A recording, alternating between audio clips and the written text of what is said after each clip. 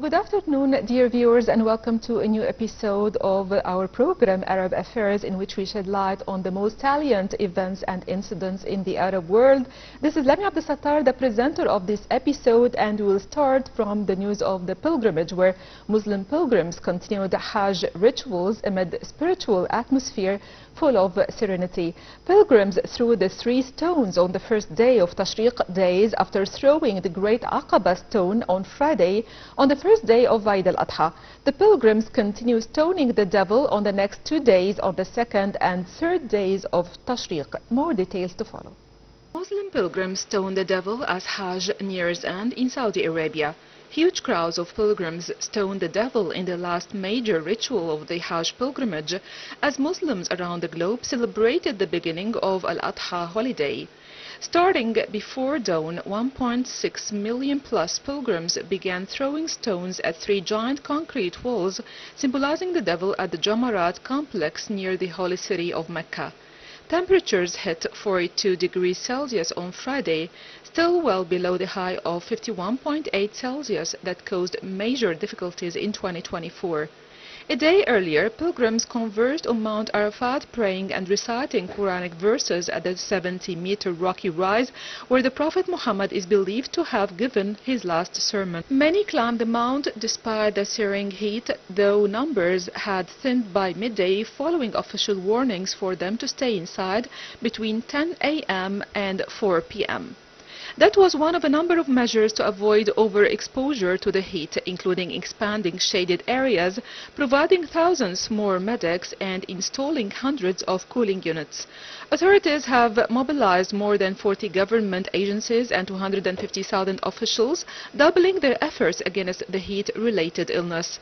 Shaded areas have been expanded by 50,000 square meters, thousands more medics will be on standby, and more than 400 cooling units will be deployed.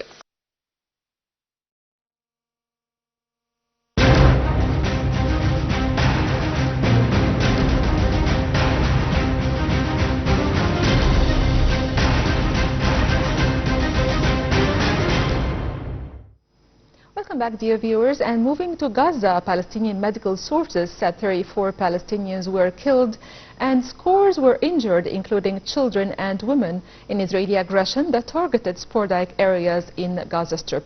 Medical source in Nasser Hospital said that 6 Palestinians were shot dead by occupation fires near a distribution center western southern city of Rafah. More details.